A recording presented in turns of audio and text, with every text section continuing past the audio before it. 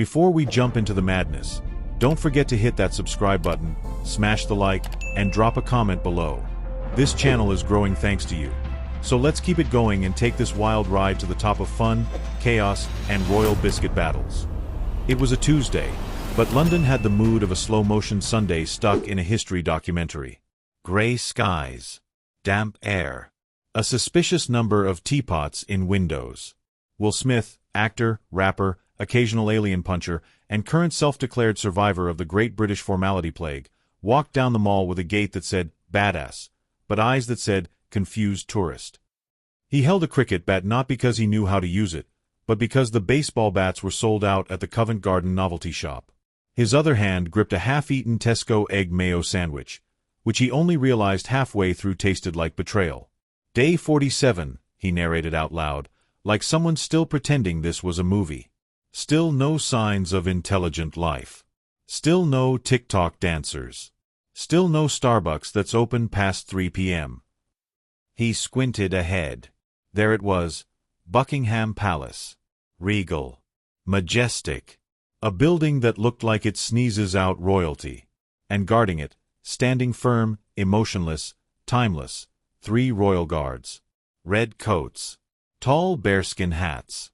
Expressions carved from old granite and years of unpaid emotion.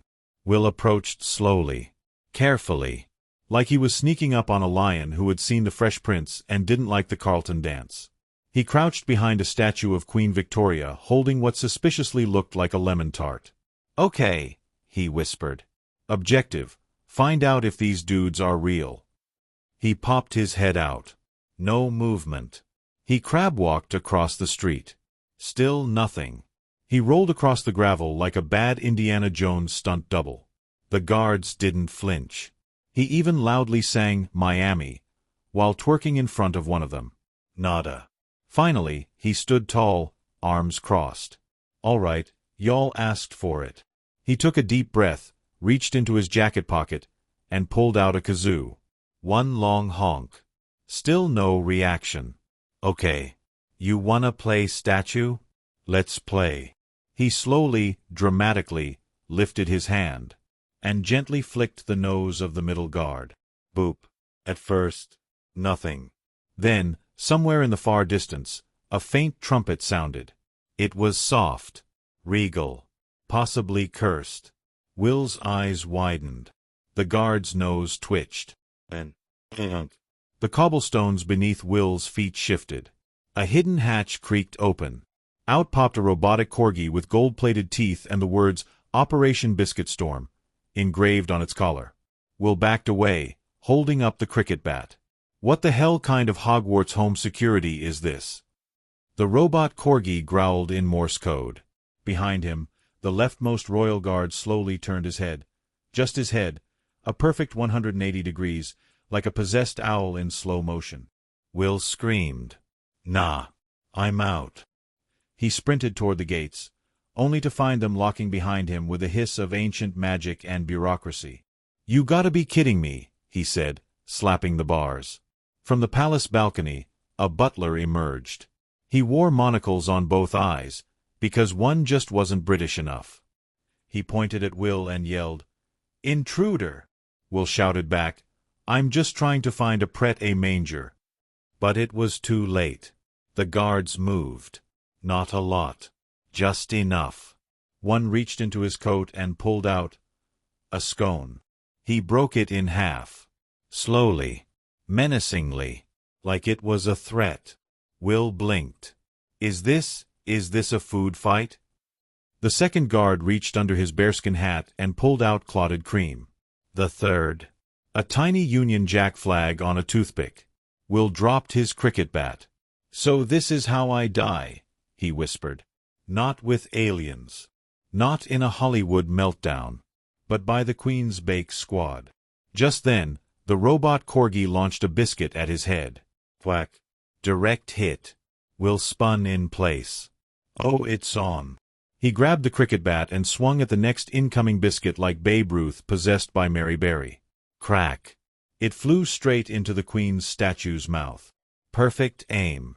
An alarm went off shaped like Big Ben. Suddenly the gates flew open, and out rode an elderly woman on a corgi-drawn chariot. Was that the Queen? Will asked out loud. A random butler nodded. With extra jam, sir. She circled him once. Eyes narrowed. She pointed at Will and spoke. You dare insult the integrity of a royal tart? Will, on one knee, pleaded, I didn't even taste the tart. A moment passed. Then the middle royal guard extended a white-gloved hand. Inside it, a miniature fork. Will stood up. Slowly. Took the fork. What is this? The guard finally spoke. A second chance. Will Smith, now armed with nothing but a tiny dessert fork and an unearned sense of British culinary pride, was escorted through the towering gates of Buckingham Palace by a corgi with medals on its chest. Sir Sniffsalet, the name tag read, engraved on a golden collar that shimmered like the Queen's smile during Jubilee season. The royal guards followed behind, their boots echoing in rhythm, their faces still locked in a kind of emotionless smugness that somehow mocked Will without moving a single muscle. The air smelled of antique perfume and passive-aggressive respect. Y'all ever blink? Will asked. No reply. But he could have sworn one of them exhaled just a little louder than usual. A rebellious breath. A massive door creaked open ahead. Will stepped inside and found himself in the most terrifying place imaginable for an American who once microwaved Pop-Tarts inside the foil wrapper, the Royal Pastry Kitchen. This place wasn't just a kitchen, it was a shrine. A marble and mahogany arena of culinary precision. It looked like Gordon Ramsay and Mary Berry had made a baby, and that baby had gone to Le Cordon Bleu, got knighted, and declared itself a Duchess of Flavor. Copper kettles hung in perfect rows, each labeled with names like Duke of Whisk and Lord Sifter. Porcelain bowls gleamed under golden chandeliers. On a rotating pedestal sat a scone the size of a Yorkshire Terrier, surrounded by a velvet rope and guarded by a silent pastry priest. Behind bulletproof glass sparkled the Queen's secret jam vault, Strawberry Reserve 1948, Royal Rhubarb of Windsor, and the Forbidden Lemon Lavender of 82. Suddenly, a woman in a ruffled chef's jacket stepped forward. Her glasses were fogged. Her rolling pin glistened with menace. Are you the one who dishonored Her Majesty's tart? She growled. Will straightened up. I don't even eat tart. I'm a cobbler man. Gasps echoed. Someone fainted. A Victoria sponge collapsed out of sheer moral disappointment. Even worse, she whispered, as the pastry priest drew a curtain. From the shadows emerged the Queen's pastry elite, 4 tiny old women wearing armor made of doilies and wielding rolling pins like medieval weapons. Their name tags read Lady Crustmore, Baroness Butterknife, Dame Ganache, and Mavis. He must earn redemption, Lady Crustmore said, through the ritual of the bake. Will took a step back. I ain't baking no cake for a corgi with medals. Sir Sniffsalet barked once. Short. Commanding. With an underlying tone of, try me. Okay, Will sighed. Maybe I'll make a little cake. An oven roared to life. Blue flames danced inside like royal judgment incarnate. A timer dropped from the ceiling on a silver chain like a chandelier from a Bond movie. You have 60 minutes to craft a dessert that doesn't insult the crown, Baroness Butterknife announced. Will blinked. Y'all do this every day? Dame Ganache hissed. We do this twice on Sundays. Boom. The challenge began. Flour exploded. Eggs cracked mid-air. A rogue profiterole ignited like it had a personal vendetta. Will spun in circles, trying to figure out if creaming the butter was violent or emotional. He whisked like a man who had nothing to lose and no idea what gluten was. In a panic, he pulled out his phone and Googled how to make British people respect you with sugar. He spilled vanilla essence on his pants. He mistook cardamom for cumin. He poured tea directly into the batter because that's what they drink, right? The pastry priest wept. Meanwhile, Lady Crustmore judged silently from atop a golden stool, polishing a teacup labeled Failure. Halfway through, Will lost control of the mixer. It spun out like a helicopter, slinging batter across priceless royal tapestries. A corgi caught a splatter mid-air and nodded in approval. Sweat poured down Will's face. The Queen's gaze from a portrait seemed to track him. With seconds to spare, Will looked at his final creation. A tower of donuts stacked like the crown jewels, topped with a tiny British flag made out of licorice. He called it the Crumpet of Liberty.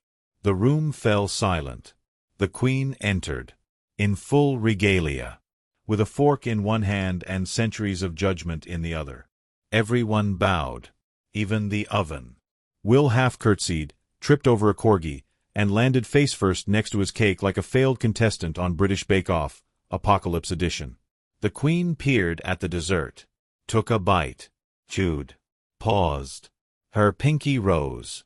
Surprisingly edible, she declared. Gasps. Cheers. A single trumpet note from a hedgerow.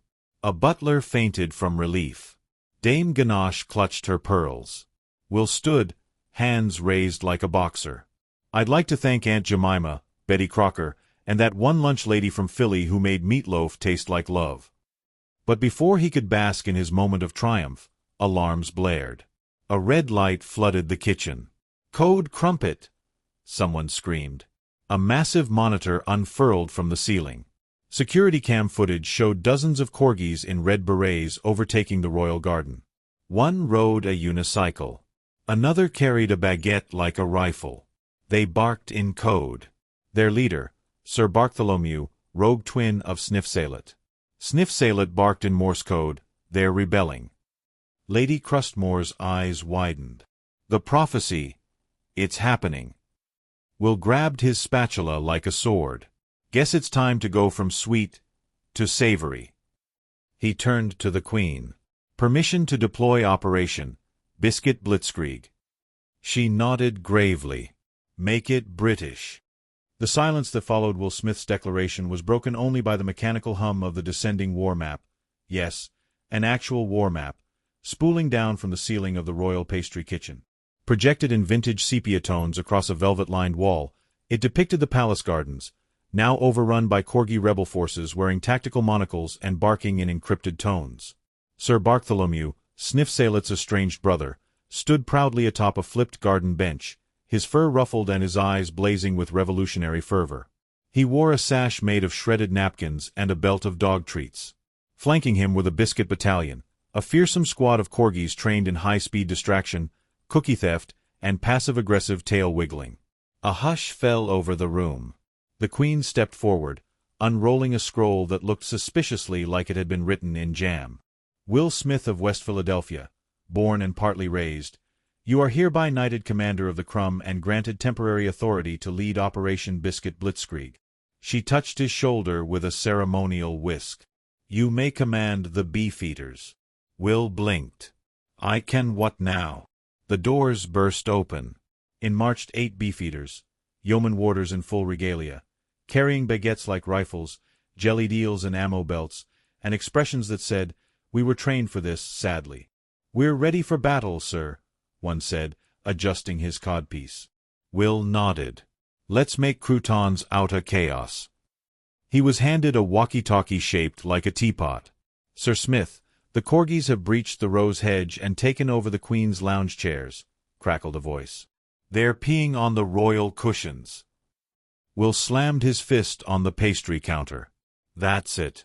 No one pees on England's upholstery on my watch. He turned to the pastry elite. Get the scone mortars ready. Prepare the clotted cream cannons. We're talking the fight to the furballs. Lady Crustmore snapped her fingers. Trays of exploding tarts rolled in, each topped with the Union Jack in icing. Mavis locked and loaded her jam launcher. We fight for flavor, she muttered.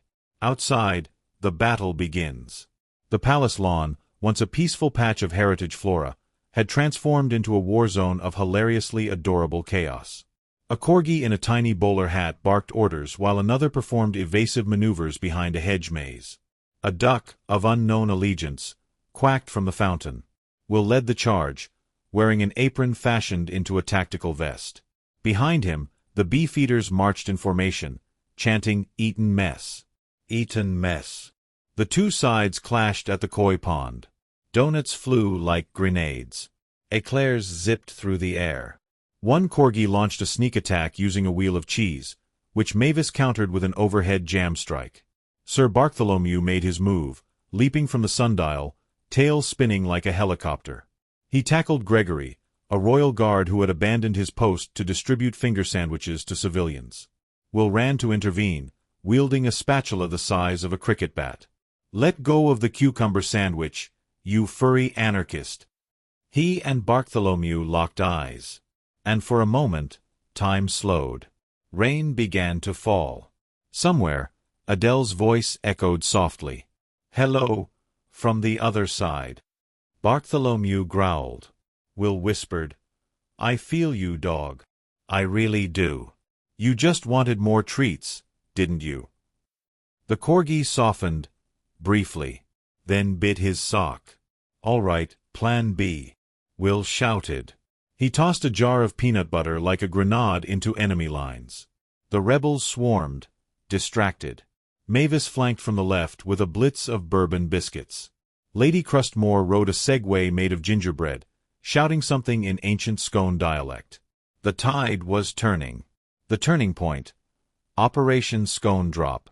From above, a royal helicopter, painted gold, naturally, hovered in. The side opened. Out stepped Prince Charles holding a basket. Deploying Victoria sponge. He threw down cake slices with the precision of a royal hawk. The rebel corgis couldn't resist. They paused, sniffed, and munched. Gregory retrieved the Queen's Union Jack umbrella and waved it high. "Victory! By jam and justice, victory is ours." The corgis lay on their backs, bellies full and tails wagging. Sir Bartholomew approached Will and offered a single biscuit in surrender. Will accepted it solemnly. "You got heart, pup. But next time, ask for a snack." Back inside the palace. The Queen stood beside the Scone altar, watching through stained glass. She turned to the remaining royal guards. "Fetch the golden teapot. It's time for the hero's brew." Will returned inside, his apron shredded, his spatula scorched, his spirit unbroken. "Ma'am," he saluted. The Queen poured him a cup. "You've done well, Sir Smith. Britain salutes you." He took a sip. Choked slightly. "What is this?" "Earl Grey, with a splash of victory." The palace was quiet. Too quiet. Will Smith had just sipped the tea of triumph, and yet his gut told him this wasn't the end. Something was off. Too many satisfied corgis. Too much jam on the walls. And the Queen had just called him Sir Snackalot, and handed him a medal shaped like a teacup. That should have been a clue. Back in the royal kitchen, Mavis was scrubbing the battle stains from her jam cannon when Lady Crustmore froze mid-polish of her monocle. "Oh no," she whispered. "We forgot the backup batch." Will raised an eyebrow. "Backup what now?" Lady Crustmore turned to the royal guard stationed near the fireplace. Gregory, who was still crunching a biscuit like it was his first meal since 1993. "The prototype corgis," she said grimly. "We left them in the Queen's pantry." Will frowned. "Wait, prototype corgis?" Gregory stopped chewing. They were part of an experiment. Genetic enhancement. Queen wanted fluffier tails, faster zoom eyes, and the ability to sniff out treason. Will stood slowly.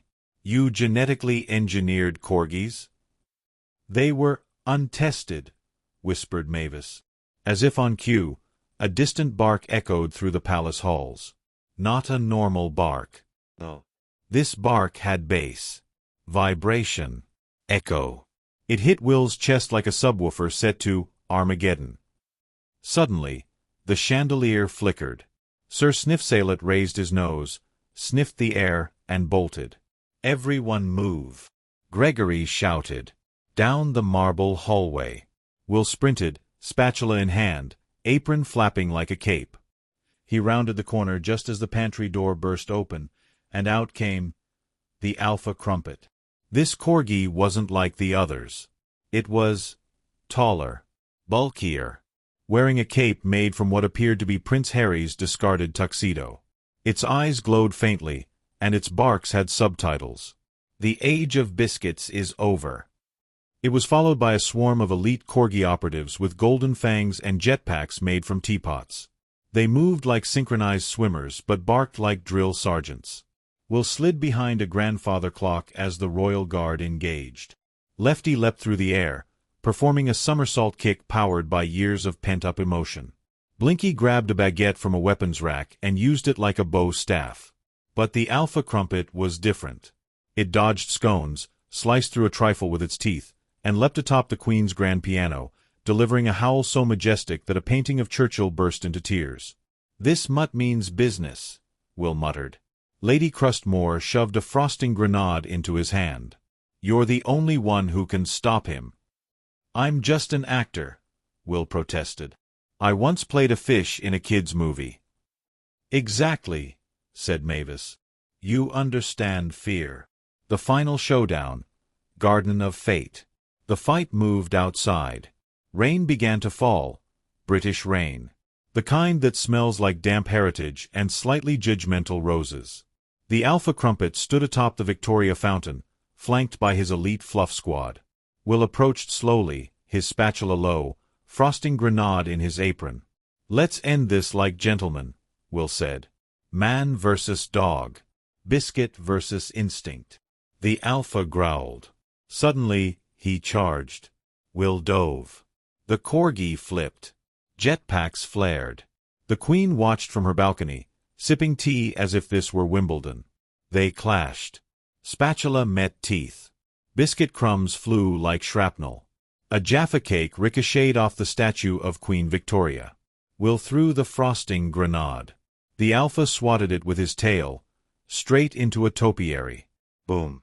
The garden's prized hedgehog bush exploded into powdered sugar. "You're fast," Will said, panting. The Alpha smirked. Yes, it smirked. "But I've got something you don't," Will whispered. He reached into his pocket, pulled out a leash.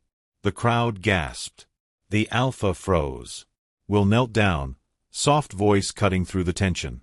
"You just wanted someone to walk you, didn't you? All that barking, all that rebellion. You just wanted someone to notice." The Alpha trembled. His eyes welled up. A single, dignified tear rolled down his cheek. The Queen descended the stairs slowly, corgis bowing as she passed. She extended a hand to Will. "You've done what no one else could. You brought peace to the pause." The coronation of Crumbs. Later that evening, the palace hosted a formal event known as the Crumpet Coronation. Will wore a golden robe made of biscuit tins. Sniffsalet and Bartholomew were officially reunited and appointed royal barkmasters. The Alpha Crumpet, now wearing a small crown of sugar cubes, bowed before Will and rolled over in allegiance. The Queen made a toast. To honor, to harmony, and to high tea never being this wild again. Epilogue. A week later, Will returned to Hollywood. On his desk sat a small biscuit tin. Inside was a note. "If England ever needs you again, we'll bark. Sniffsalet." Will smiled. He looked to the sky. And somewhere in the clouds, the faint sound of corgi paws echoed in unison. Peace had settled over Buckingham Palace like a warm blanket of custard. The Alpha Crumpet had bowed. Will Smith had been knighted with a spatula. The Queen had laughed, twice, which had triggered a national holiday in 4 counties and a brief emotional crisis in Canada. But deep within the royal catacombs, far beneath the scoon-scented battlegrounds of the palace gardens, something stirred. A shadow moved. A figure emerged. And with the groan of ancient jam jars being unscrewed, he returned. "Gregory," whispered a footman in the main hall. "He's back." Gregory dropped his biscuit. "No, it can't be." "It is." Nigel, the jam father, Clutterbottom. Exiled pastry czar. Former head of custard security. Thought to have drowned in treacle during the great trifle collapse of 1996. But no. He had survived, jam-stained, bitter, and utterly deranged. And now he had returned, with a grudge thicker than marmalade. Meanwhile, in the tea-room of triumph, Will Smith was teaching Sir Sniffsalet how to high-five. Lady Crustmore and Mavis were arguing over whether the next royal battle uniform should include jelly-proof knee pads. "Will," came the Queen's voice, calm but ominous. "We have a problem."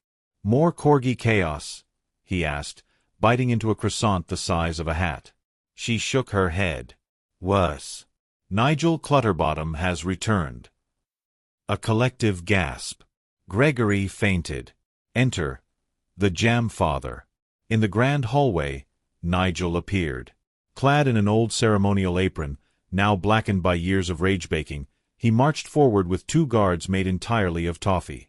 On his head sat the forbidden toaster crown, crafted from melted teacups and studded with sugar cubes. "I have come," he bellowed, "to reclaim the pantry throne." "You were banished," Mavis shouted, "for sabotaging the figgy pudding trials. Those puddings were too dry." Nigel screeched. Will stepped forward. "Look, Jam Daddy." "Jam Father," Nigel corrected. "Whatever. You got beef?" "No," said Nigel, slowly drawing a spoon from his apron. "I have jam." He flung open a satchel. Out came a dozen jars of unregulated preserves, blackcurrant, rhubarb, and an experimental apricot blend that had been banned by the Ministry of Culinary Defense. "Attack!" he yelled. His army advanced, gingerbread footmen, rogue bakers from France, a marmalade bear riding a mobility scooter. Will ducked as a raspberry blast hit the tea cart behind him. "Fire the clotted cream cannons!" Mavis roared. Battle erupted once more. The Second Battle of Crummington. Scones flew like cannonballs.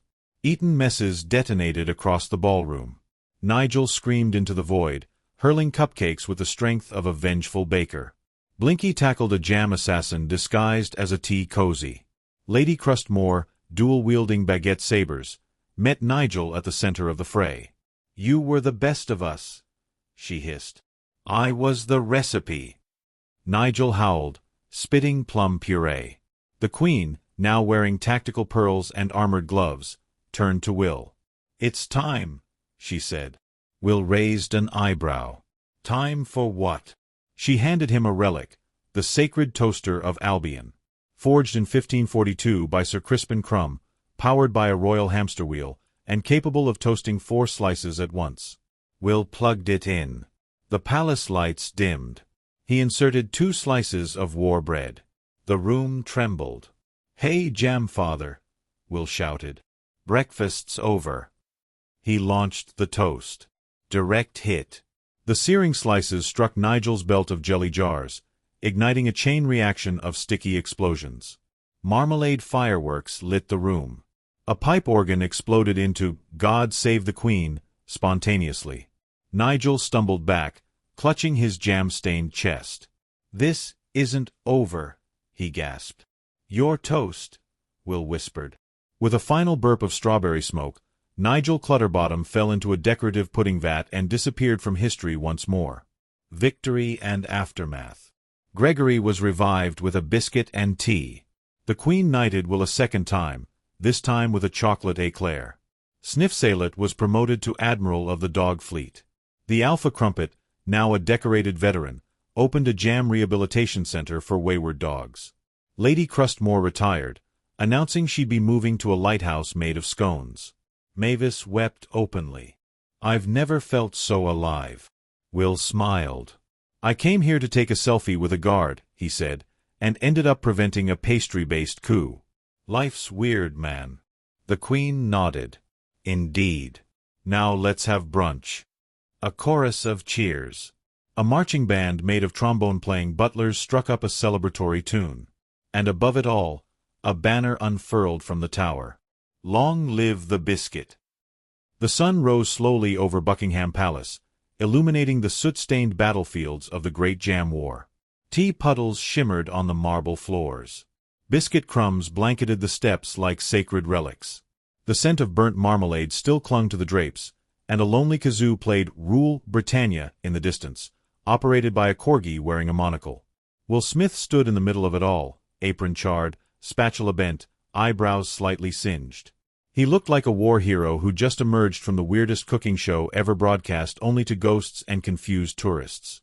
The Queen approached, flanked by Gregory, Blinky, and Lefty, all bandaged but dignified, like tea-bagged samurai.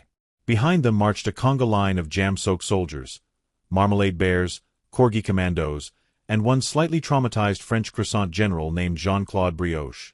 "It is done," the Queen said solemnly. Will nodded. "I just wanted a vacation."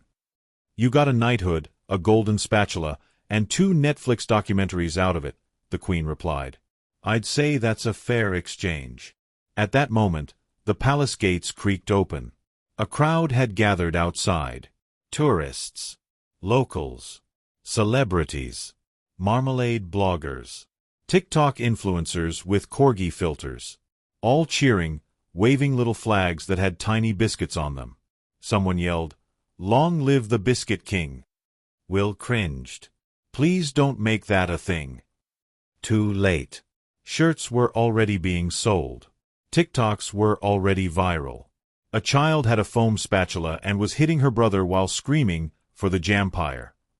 The Queen raised her teacup. "Citizens of Britain, today we witnessed courage, chaos, custard." The crowd roared.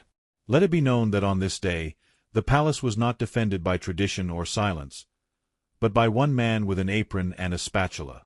Will smiled modestly. Well, and like 20 angry corgis. A monument to madness. 3 days later, in front of Buckingham Palace, a statue was unveiled. It showed Will, spatula in one hand, toast shield in the other, standing atop a mound of defeated jam jars. At his feet, a corgi mid-bark and Gregory doing jazz hands.